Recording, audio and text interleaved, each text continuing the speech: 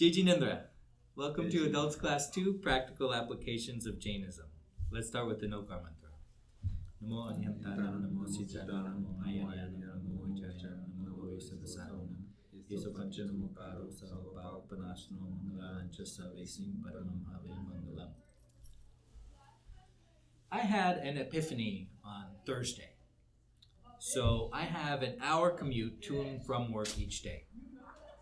And I hate it. Hi, come on in. I'm always thinking about how losing 2 hours a day is just the worst. Because I know the value of a minute. We all know how useful a minute can be. And even further, as you gain more understanding, I know that each moment is precious. Each moment of my life is precious. And so losing 2 hours daily is just insane. But on Thursday, I was looking forward to a long commute. And that was for 2 reasons. First, my left front tire had a slow leak. So I was a little worried about it. And I had a tire appointment on Friday. And I needed to go to work Thursday. So I was like, oh, great. If there's a lot of traffic, I won't be moving too fast on it. It won't be that unsafe. Like I pumped it up, but it would slowly leak over the day. So it's great. If the commute is bad, that's good for me today because I won't be unsafe. And then second, I needed a lot of time to think about the topic for this class. So that's what I do on my commute is I think about this class and what we're going to talk about. And so I was like, great, if I have a long commute, great, I have more time to think about what I'm going to say here. So that morning, Thursday morning, just this week, I was relaxed. For the first time in forever, I was looking forward to my long commute. And that's when I had the epiphany. Why can't every morning be like Thursday morning? Hey, come on in. And well, the obvious answer is every morning can't be like Thursday morning because there was a confluence of events that happened that made me relax that morning. But here's the thing. I can engineer a confluence of events to happen every morning, right? Like, I know I'm going to be driving to work. So why can't I engineer a confluence of events that make me relaxed each morning? That is, can I reframe the events that I give negative meaning? That's a lot to unpack right there, so I'll say it again. Can I reframe the events that I give negative meaning? What does that mean? Well, events happen, and we imbue them with meaning. They don't have meaning necessarily themselves. And you may not understand that, so I'll tell you a story. It's the story of the Chinese farmer. Once upon a time, there was a Chinese farmer whose horse ran away. That evening, all his neighbors came around and to commiserate with him. They said, "Oh, we're sorry to hear your horse has run away. What incredible bad luck." And the farmer said, "Maybe." The next day, the horse returned, and it brought with it several other wild horses.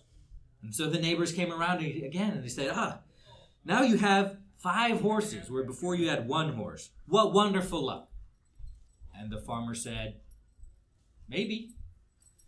And then the next day, the farmer's son tried to ride one of the horses in order to tame it, one of the wild ones. He was thrown off the horse, and he broke his leg. So then the neighbors came around again, and they said, such bad luck, your son broke his leg." And the farmer said, "Maybe." And then the next day, the army came around, and they were going from village to village to conscript young men for war. And they came to the farmer's house, and they saw the son had a broken leg. So they kept going. And then the neighbors came around and congratulated the farmer and said, "Oh, amazing luck. What amazing luck you have." What did the farmer say? Maybe. Right?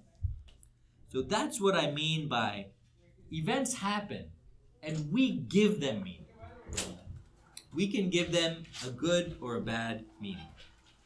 So we redid that story. That's the story of the Chinese farmer. So I'll tell you the story, the new story of the Jain farmer. Okay? So once upon a time, there was a Jain farmer who lived peacefully, and he adhered to ahimsa and aparigraha and all that. And one day his ox ran away. And the neighbors came to his house. And they said, "Oh, how bad. This is such bad karma. This is the result of your bad karma for losing your ox. How are you going to plow your fields?" And the farmer told his neighbors, "Sure, this might be the result of past karma, but it's my duty to accept it, right? And avoid creating new karma based on this event." Then the next day, the ox returned, and it brought back a herd of wild ox. Now the farmer had 5 oxes. And the neighbors came around and said, "Oh, you have great karma. Must be your good karma coming to fruition. You've been blessed with 5 oxes." And the farmer smiled and said, "Yeah, this may be the result of good karma, but I have to remain unattached, right, to this fortune because I'm unattached to both pain and pleasure." And then the next day, the farmer's son tried to ride one of the oxes, one of the wild ones, to tame it. And the ox threw him off, and he broke his leg. And the neighbors came around again and said, "Oh, this is terrible. This is bad karma that's happening to you and your family." And the farmer said, "Well, this might be the result of bad karma, but it's also the result of his bad karma, not necessarily my bad karma. But it's my job to remember that suffering brings an opportunity to reflect and to reflect on the soul." And so the next day, the soldiers came to the village, and they were going around conscripting everybody. And then they came to the farmer's house, and they saw the son had a broken leg. And then they left because they weren't able to draft him into the army. So the neighbors came around again and said, "This must be the result of your good karma and your son's good karma." And the farmer said, "Maybe, but the results of your karma are temporary. And true liberation is not from good outcomes or bad outcomes, but from transcending them altogether with the right conduct and the right awareness." So that's an updated version of the Chinese farmer, the Jain story. Questions or comments on that? Remember, we're trying to unpack this sentence. I can reframe events that I give negative meaning, because I had that epiphany on Thursday, that I had a negative event that was going on in my life every day. And I can choose to reframe it because it is I who give it negative meaning. It is not that the event is negative itself. Questions or comments on that? I have a comment, and I'm not trying to relate to it. So, I always discussed with Sheetal, I have too much work, right? And I went through the process of either not accepting the work or accepting it, but also I was crying, right? Like, oh my God, it's too much work. But I was, on the other side, I was very happy. I was making a lot of money, right? Work comes with money, right? Hand in hand. So again, I did the same thing as, let's hire more people. Right. Now that comes with the pain, training them, making sure they're doing the right thing, watching over them, stuff like that. So again, that is the whole thing I'm going through is, should I not accept work? Or if I accept work, I have to now train people, engage with them. So again, I'm going through that process right now. Right. It's a very painful process. So always you come to my mind, should I retire? Exactly, right? So you're trying to balance your short-term interest and your long-term interest. And this is a microcosm of what we all go through in our life, right? You're trying to balance, okay, so money now, money later. Spend more money now on hiring and training to get more money later. Is it worth it? Am I going to get it? Are they going to leave? Should I invest in them? Do I have the clients to bring it in? Can I justify it? What will happen to my family? What happens if it all goes wrong? What kind of risk am I taking on? These are the kind of complex decisions that we all face in our life. Not necessarily, of course, you're facing it in business, but we face it with happiness, right? Well, I want to maximize my long-term pleasure, so should I burn more of my karma? Do I even believe I have a soul, right? If I should be doing tap, that means I can't do what I want to do with my free time.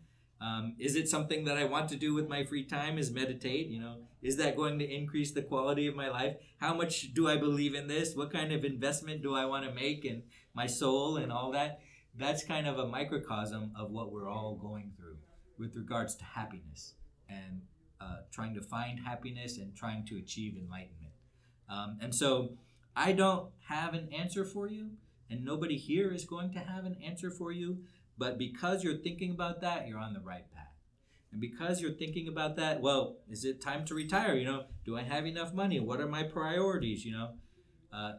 You're in the right direction. And that's more than can be said for a lot of people. The fact that you're thinking about this means you're moving in the right direction on the spiritual path. And I think you gave a perfect example. You just converted my example into actually what I was thinking is from now till end of the year, I have a lot of free time. Right. So you just gave me a direction is instead of, I should start again going back and reflecting on my soul, which, doing Panjoshan and stuff, I get very into it. Yeah. And as time progresses and come year end, it's all gone. Yeah, exactly. And that's the point of coming here and celebrating together during Paryushan and all that, is so that we can remind each other that, hey, yeah, we all have jobs and we all have kids, but remember, we're working towards this goal, and it helps to have us all around to do extra to work towards that same goal. Other questions or comments? So I had an epiphany about reframing. And so reframing is a psychological technique used to view and interpret a situation from a different perspective. And there's how many types? There's 4 types. Cognitive reframing, which is shifting the way you think about a situation to see it in a more positive or at least a neutral light. So, for example, a common one is when we fail. Remember, if we're process-oriented and not results-oriented, we view failure as an opportunity to learn, right? We don't view it as a defeat, like I'm down and I'm never getting up. We view it as an opportunity of what went wrong, why did it go wrong, what can I do better next time? That's an example of reframing. There's contextual reframing, which is changing the context or circumstance in which a situation is viewed to alter its meaning. An example of that is it's raining outside, right? You don't think of it as inconvenient because I wanted to go out and do this. You think of it as an opportunity to say, oh, I needed to do some stuff inside anyway. Now's a perfect chance to do that because it's raining outside. Next is linguistic reframing. That is, you change the language you use, and all of these kind of dovetail into one another, right? You change the language you use to describe the situation. And so, and this is very important. It's more important than you might think, because you might think, oh, words are words. What does it matter as long as I understand the idea behind the words? But the words we use matter very much. For example, you could call something a problem. If you call something, I have this problem, well, then that's kind of defeatist attitude. But if you use the word challenge, you might find yourself rising up to meet the challenge, right? Just because you used a different word.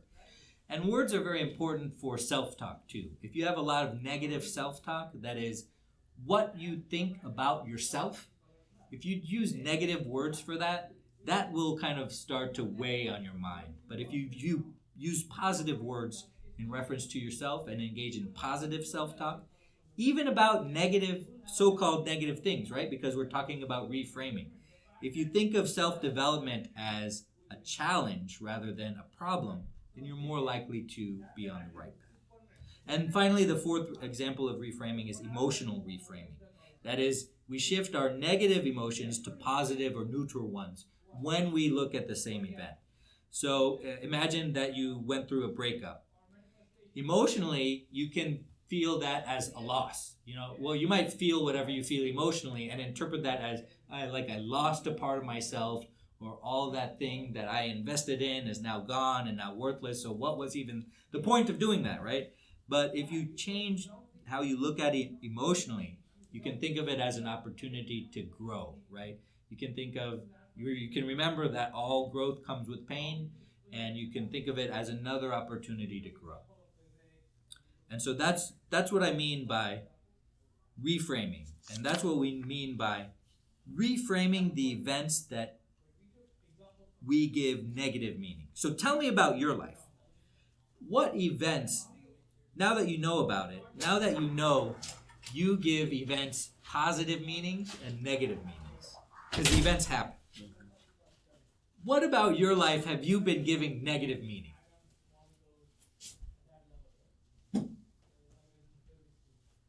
Yeah, I'll go back to my example. Sure. If an employee doesn't show up and I have to do their work, Right. before I used to like really think through and like, you know what, this she's not working out or blah blah blah. Now like this is an opportunity for me to check the work. Right. So this is an opportunity for me to connect with my client. Right. Because now I don't have that connection anymore. Yeah. But we have two or maybe at least two layers between me and the client. So for me to talk to a client might take a year. Yeah. But now if there is no layer, if there's any question, I'm looking into a file, pick up my phone, text or call. So we connect. And I've seen it where the client actually like it. Yeah. Like, oh, finally you called. So That's a great example of reframing. You took what you thought was a negative situation and you reframed it into a positive one. And now you're looking forward to those events. Right. Because you get an opportunity to do that thing. do that. Right. And that's great. And that's, a great business example, right? Was Toyota had this, the same example that you gave. Toyota had this recall. And obviously recalls for a car company are very negative.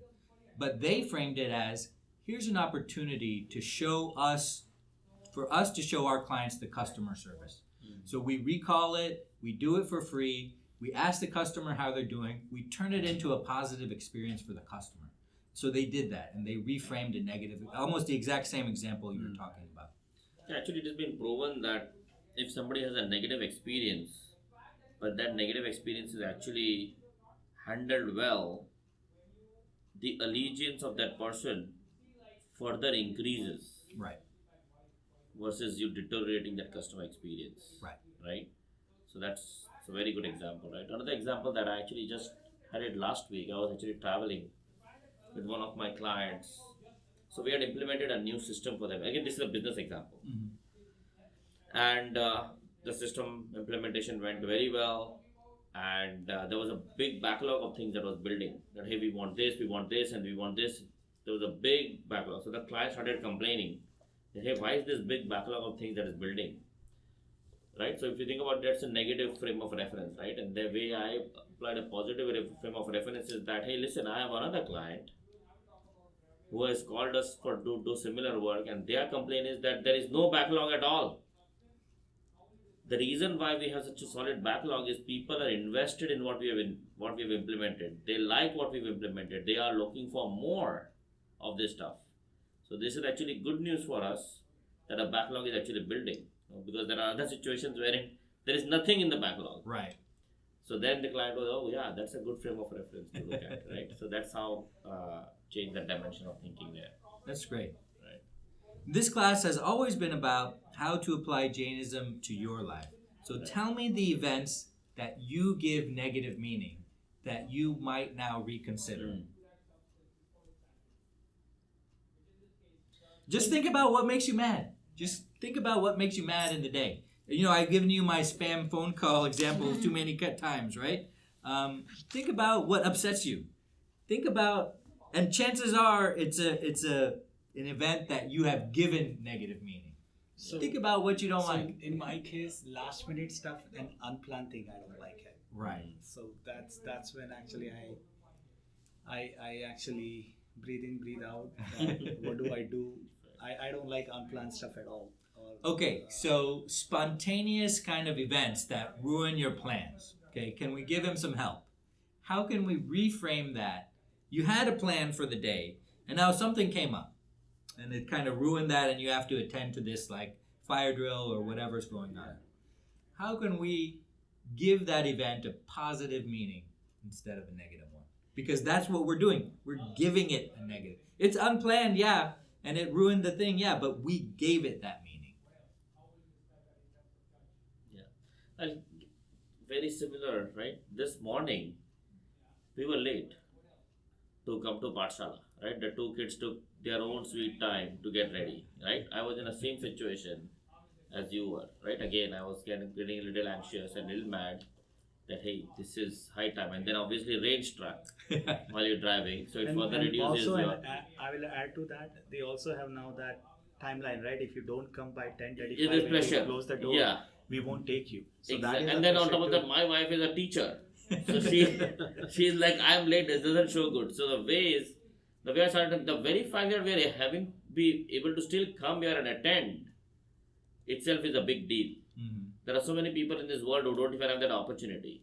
Right. So even if we get late or something, just to be in the moment, to be enjoy whatever we can get out of it, is probably the way to think about it. To answer your question, right? How can that be converted into positive references? Going over that anxiety and getting into the present moment and enjoying that present moment, I guess, is probably the best way to tackle it. Is what I would think. And So that's what I did as well. I'll add one more problem yeah. to is that then two things are gets important, and both of them are, you don't want to miss out or fear of missing Yeah. out. Right. So Yeah, that FOMO, adds more kind of a issue. Right. Other help. I think one thing for me is like making new friends. Like a lot of my previous friends, like they don't live here or like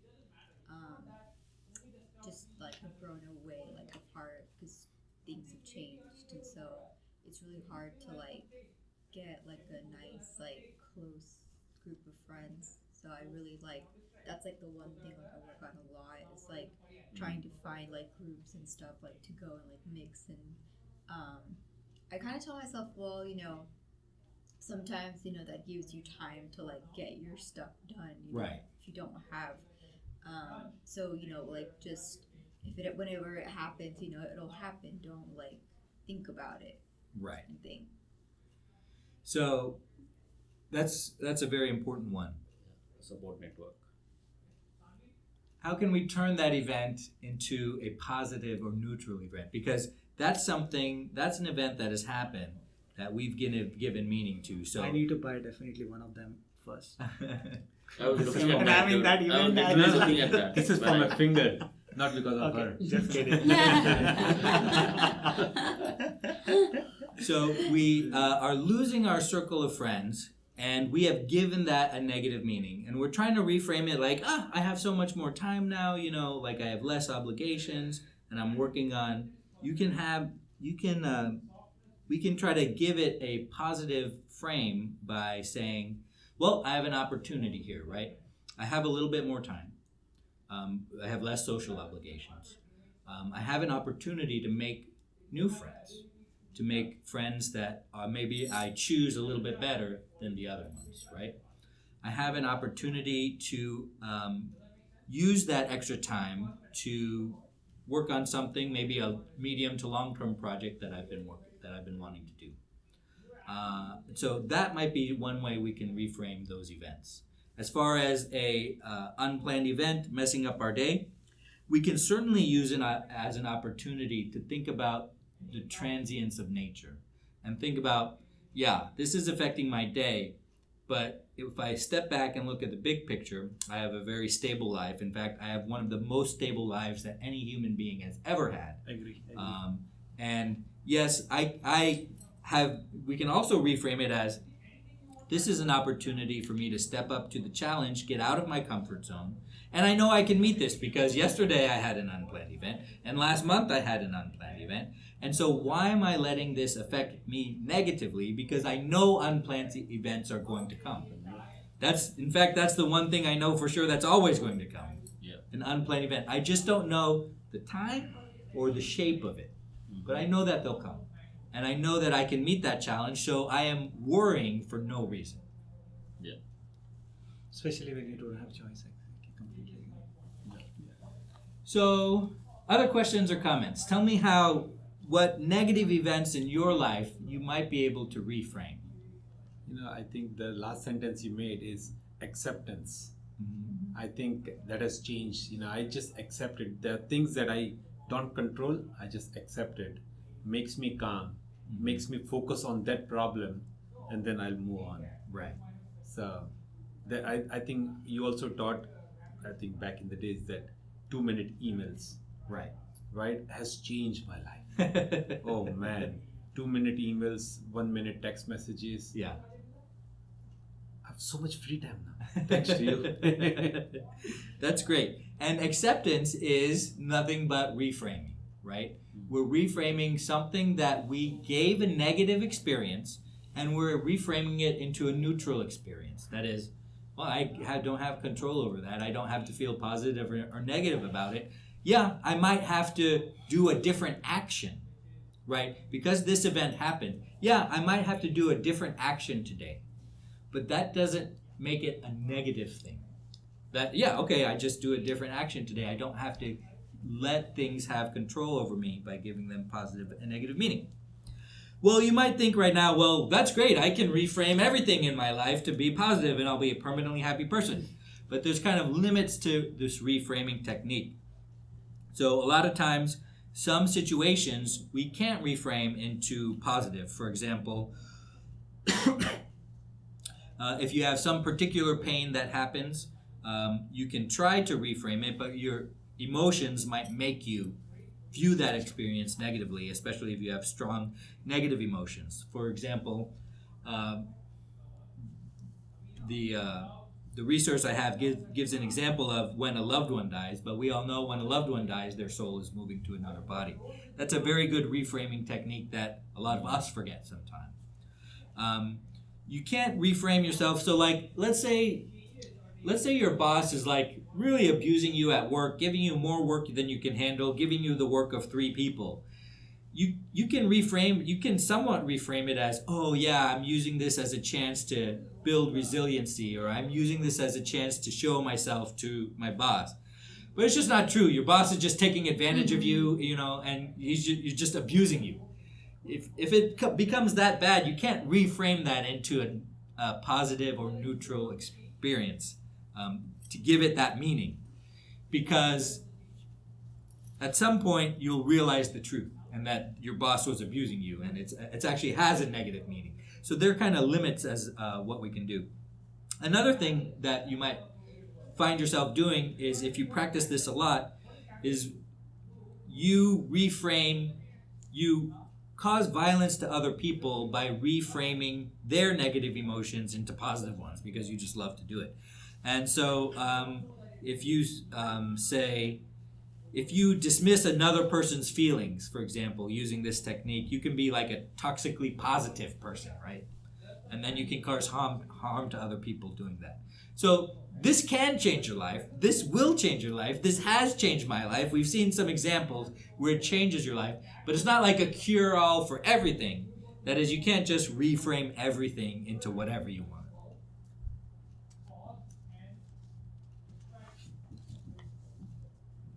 Questions or comments? What I'm hearing is the reframe is targeted to where you think situation by situation. Mm-hmm. Well, you can target every event, and that's the thing. You can target everything that happens, and you can decide whether to give them positive, negative, or neutral meanings. And what is that but non-attachment? All right, so here we go in the final stretch here. What is all this science talk about reframing but aparigraha? That is, we're letting go of likes and dislikes, of passions and desires, and we're rising above it because we realize we can imbue things with positive and negative meanings, and that means that meaning doesn't exist. And if it doesn't exist, why are we letting it enslave us? We shouldn't. Exactly. Actually, nothing. So I was listening something, and the guy is saying this guy did so much to me, and he's so bad to me. And so the one guy asked, "What did he do? Did he come and hit you?" He says, "No, he didn't even look at me. He didn't even smile at me. I was expecting he's my friend. That's it. That is the problem." So just imagine, with our comfortable life, our problems are this kind of problems. Not Right. that someone is sick. And I see this kind of problems. Especially the way the groups are created now. I see that. I'm like, is this becoming our problem now? Where like, oh, that person didn't say hi, this person didn't say, oh, he didn't And that call. ruined my day. That might ruin my day. And I'm like, wow, this is another kind of level of problems. See, right, I'm many having people that. on this earth are willing to take your bad days. Yeah. Yeah. Because your bad day is a very, very happy day for them. I would like you to tell more on something like when you say positive framing turns into toxic sometimes, which I lately realized with my daughter, who is teen, and she was just sharing something with me, and I thought the way she thought about that might not be right. So I was just trying to tell her, if you look at it this way, things might change. She just said, why can't I express how I feel? Why you have to take everything negatively that I talk? It doesn't mean I'm thinking negatively. I just want to tell you something. I won't share it later, Right. Right. So this is just a parent and a child. I know, Yes. like every time when a parent and a child has this conversation, they always think that parent always has something to tell about Right. everything that Judgment. we think. Yeah. Right. So that situation, I just didn't know how to handle it at that point of time. I just told her, okay, I might be giving you a wrong way of feeling that I'm not thinking much about what you're sharing. I said, I very much appreciate your sharing with me, but I just thought that I should give you a perspective to think. And she was like, I don't want to hear. I don't Like, want- She doesn't want the Like, advice. yeah. She just wants you to hear her. Right. Sometimes they just want you to hear, and sometimes you can't differentiate between Yeah. them. You do Right. hear sometimes, just not giving any advice, but It's so it hard. becomes difficult to filter that thing every time when we have a conversation, especially with your team. So, Right. so here, as the kids turn teenager, they want friends, but they also want a friends who just says nice things. And another thing is, real difference I feel is like my born and brought up in India, so my thinking is completely different. I am expressing exactly what they want, but I'm not able to convert into that American thinking and American, Culture. process. So that I see that is the biggest, because for us, somebody is giving, our parents used to give hey, this is not no, we will take it lightly. These people like, what the hell? How did you talk to me like, Because in schools and also, that one thing is they expect a lot of positivity from us in all situation and also in And their language. Yeah, and I think that's where it's upon us to unlearn some of the things that we have learned Yeah. and Very relearn in a different way, right? They always say that the intellectuals of the next generation are going to be not people who can read and write, but people who can learn, unlearn, and relearn, right? So it's up to us in this situation that we have to unlearn Lot of giving things. Exactly. giving advice to our kids instantaneously. Is not. And we all that's make what- the mistake. We all make that mistake, right? That's what I Everybody makes realized, that and mistake. that's Yeah. what I could relate just now. That was like a toxic positive reframing. Sometimes you just need someone wants you to just listen, and you just have that And situation. also, these to be- kids are so smart. They want to take the situation as it is and want to process it. When we are in India, think positive. So even the negative situation, we'll think it positive, and we'll say, okay, let's go with the abusive relationship or whatever it is, because we are turning it positive. But they want to take it as it is and process what I want to do it. So this is a major difference I see between generational change. generation, actually, us and them. Yeah. But They don't want to sugarcoat it. but how would, again, I struggle. I have a teen, right, 13, and I don't know the differentiation whether it's telling me something or asking something, right? So if I don't say, Daddy, you never contribute, and if I say, I don't want to listen. But sometimes, So again, but that's up to us to ask that, hey, over here, are you expecting me to listen to you at the moment? Are you expecting me to help you? no, That is so hard. no, I understand, but that's the whole unlearning So- process, so- right? Just ask them. So, What do you want like, from me? No, actually don't ask them. Just see them and understand it. because a moment you see that they are in a that not that strong position, it means just listen to them and Yeah. just give them a process. Let them tell everything. Next day, just talk to them. They will be like, yeah, I was overreacting. Oh, Yeah. That is what they will they're do. venting. They're Yes. just venting. They are just venting. They want someone ears. to vent out as a friend. Yeah. Because here it is very difficult to find those kind of friends. So they are just like, oh, Yeah. please let me do it. I know. I have. Yeah. I also have the personality where I just want to make it better for them. So I just No, it Yeah. doesn't right work. away I just advise, but that's not what they're looking for. No. So, one example of toxic positivity is when we dismiss people's feelings. So, for example, say your teen went through a breakup and you say, and you try to help, you're trying to help them get over the breakup. And you say, oh, that person wasn't right for you anyway. You would never have married that person. And now is an opportunity for you to find somebody new that you're more compatible with. And they get upset. Yes. Because you're dismissing the relationship that they had. You're dismissing their feelings at the time. And you're telling them that you didn't think that much of that relationship anyway. And you're doing all these things at the same time while you're trying, in a voice that's saying, I know better and I'm trying to help you. And so that's what we talk about when we say, well, you've become toxically positive now. That's an example of that. And so this thing about solving a problem versus listening to somebody vent is very important. And the way that, unfortunately, because you all think it's a problem, we need to work on our social cues and our social understanding. That is, the people who are very in touch, what we call people, or people that know people really well, and these are the greatest salesmen too, are the people that can interact with somebody and in a few sentences know what they want. This is why when you tell your spouse, or if you tell your kids in this example, oh, do you want me to help you solve the problem, or do you just want to listen and vent? If you're talking to a very emotionally aware person, they will know and they will tell you. But you can't, your kids especially won't know. They don't know what they want. Exactly. You have to know what they need at that What they time. need, exactly. And that's what great salesmen know too, that the client doesn't know what he wants. Yeah. You have to understand, based on your interactions with the client, what he wants, and then wrap it in a package where it seemed like his idea. Yeah. That's how you make a sale. And so, unfortunately, I have to break the bad news to you.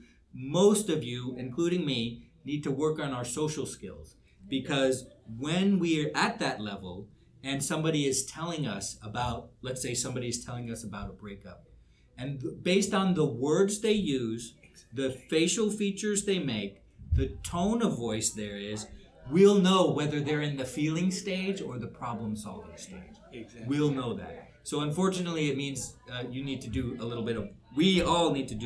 little bit of work on ourselves. And to add to that, to understanding of your problem, you're dealing with this cultural gap. But more importantly, you're dealing, because your child's a teen, the relationship between you and your child is changing, and they notice it's changing too. They can't put their finger on it. But they used to come with you with the problem, open this, and you used to do the problem, and everything was problem solving. Your problem. You've never had to listen to their feelings because it was all problem solving. Yes, yes. And so now that relationship is in a state of flux. When they're an adult, it will all be listening, because they'll be able to solve their own problems. They're the adult. And so it will all be listening, so it'll be like we're talking to each other. It'll just be, I'm listening to your feelings. But right now you're in a situation where sometimes they want you to solve their problems, sometimes they want you to listen, and they don't know which time it is, and you have to know. Yeah. So You have that additional layer of complexity on top. So is it like when adults are venting to you, they just want you to listen because they already know how to solve the problem, but Yeah, they're absolutely. not there yet. Unless it's your spouse. Sometimes your spouse might want you to solve the problem Exactly. because you're a team and Yeah, it's yeah. like your job to do whatever it is, and it's my job to do. Yeah. But if it's just like your friend, then yeah, they don't want you to solve their problem. Right. They just want you to listen. And Most of the the time it's just listening. I think this same applies to even the adults, like partner and all, like, because they're openly talking to you, right? And then again, I try to fix in that. Yeah, so it's the same way. Or friends, yeah. Other questions or comments? Okay, So now, how do we reframe things in the context of Jainism, right? So for example, we can view disagreements not as like it's me versus you, right? But it's an opportunity to practice. Well, it's an opportunity to practice my social skills when we have a disagreement. It's an opportunity to practice empathy and understanding and trying to get out of this with the least amount of violence possible. That way we work on our ahimsa, okay? We can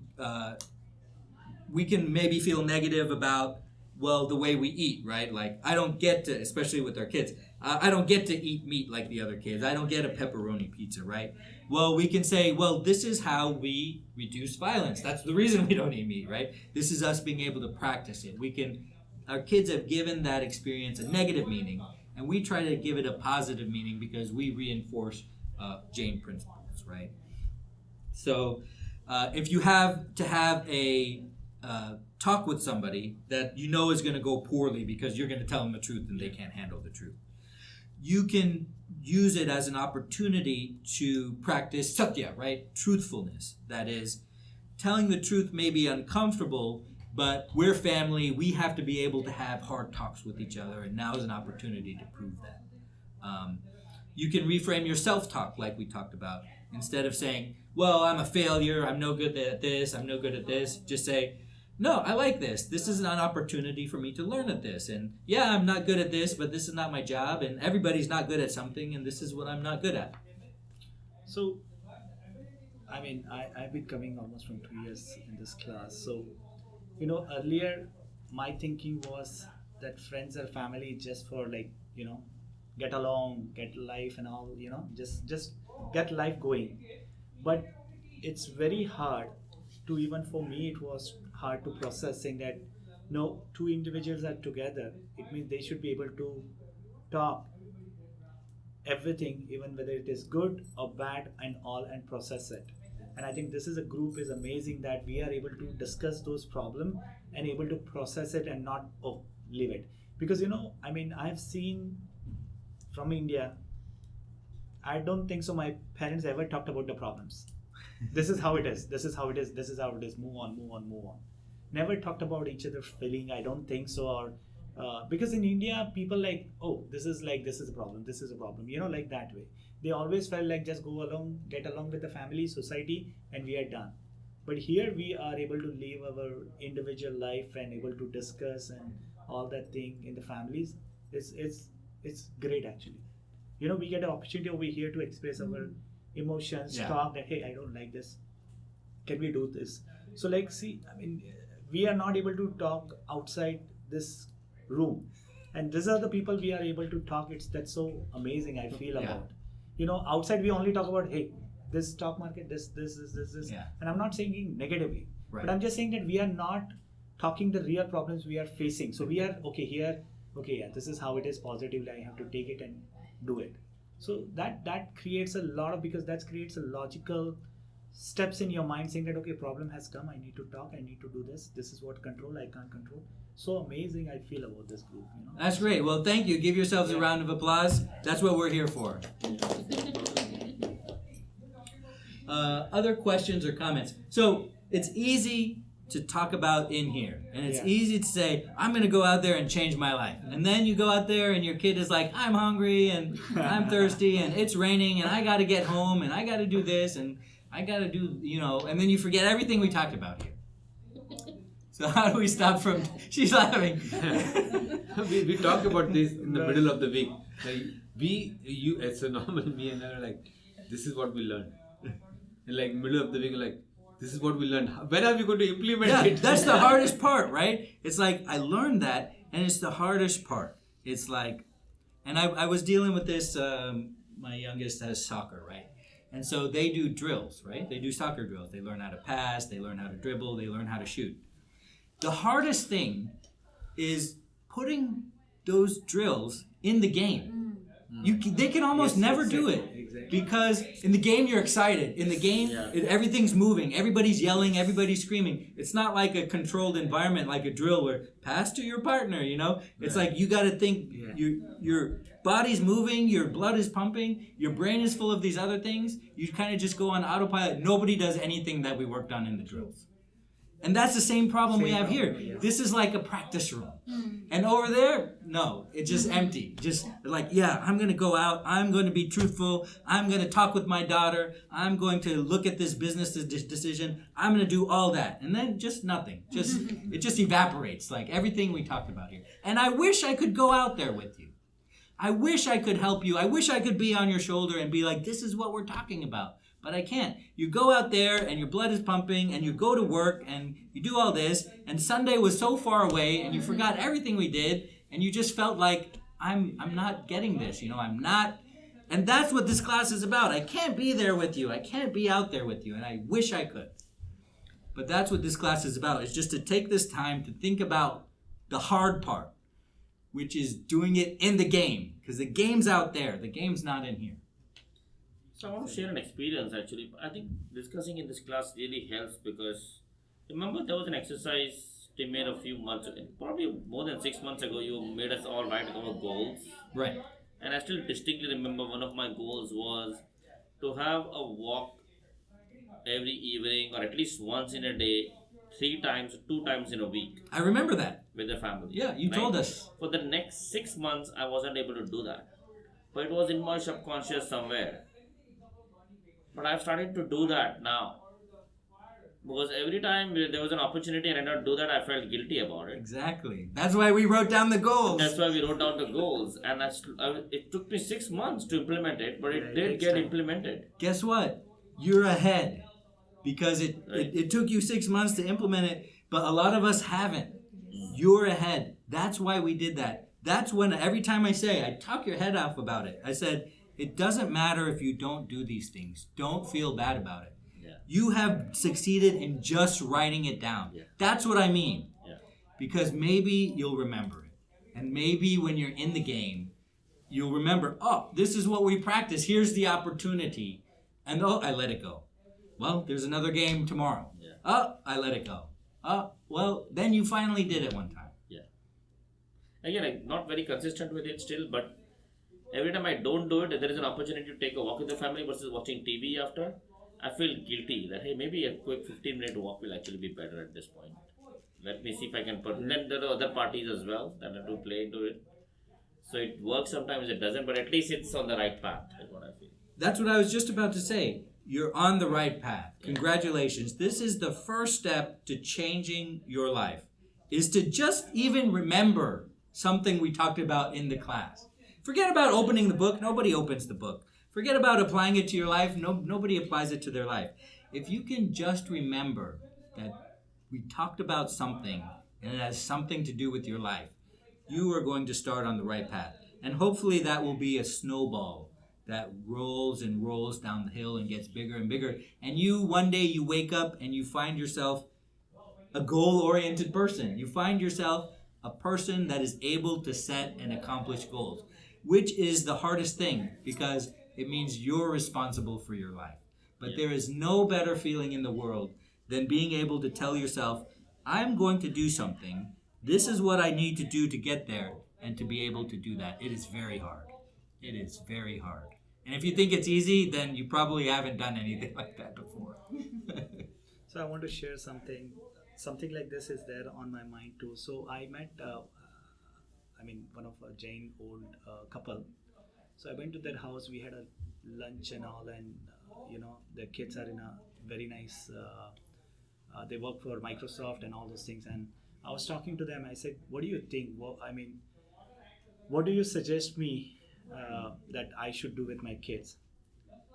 So she said that at that time when our kids were growing, there was not so much activities in Jainism. We were just going temple and coming back.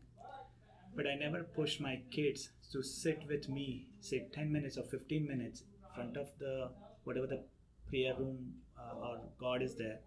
Just sit together, hold hands, and just pray something.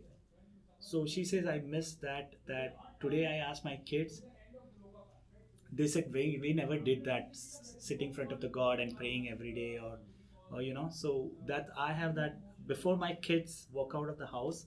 I tell them that whenever you have any problem, just 15 minutes sit in front of the God or anything.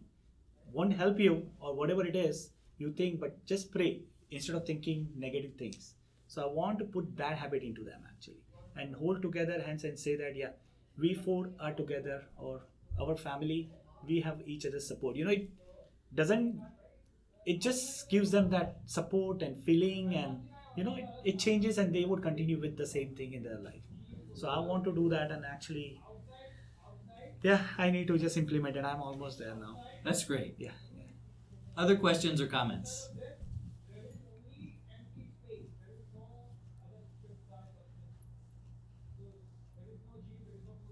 That is, how are you going to try to implement this into your life?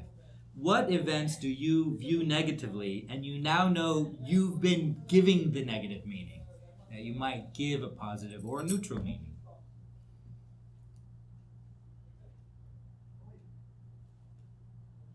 My schedule, I would say, Yeah. which is very, very often we always overthink with the way we manage things on daily basis. I need to stop overthinking and actually make sure that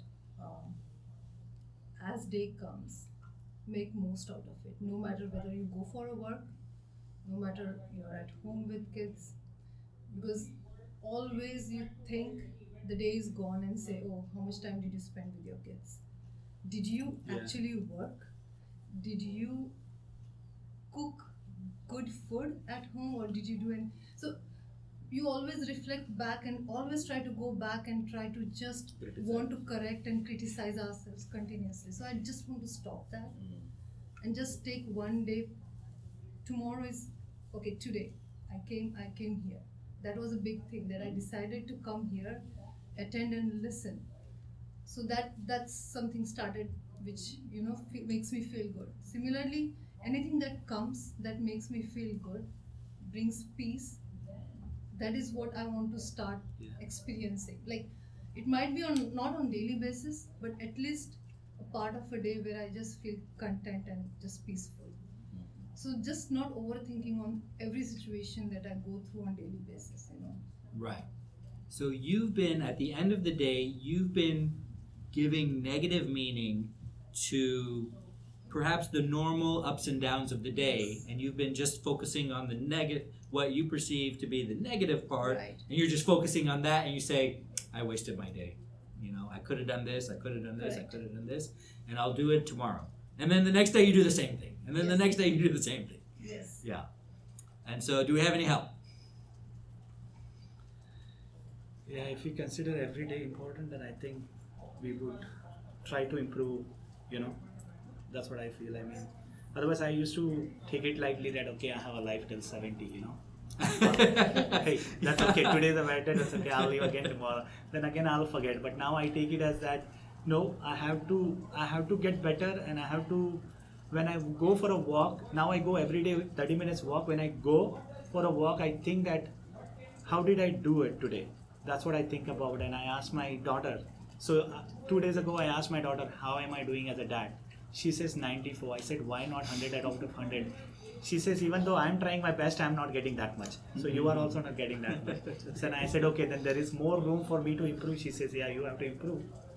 And so, it's kind of like that. We did a exercise about writing down your important things to do things With kids. with kids. I'm just saying in general. Okay. And has helped me.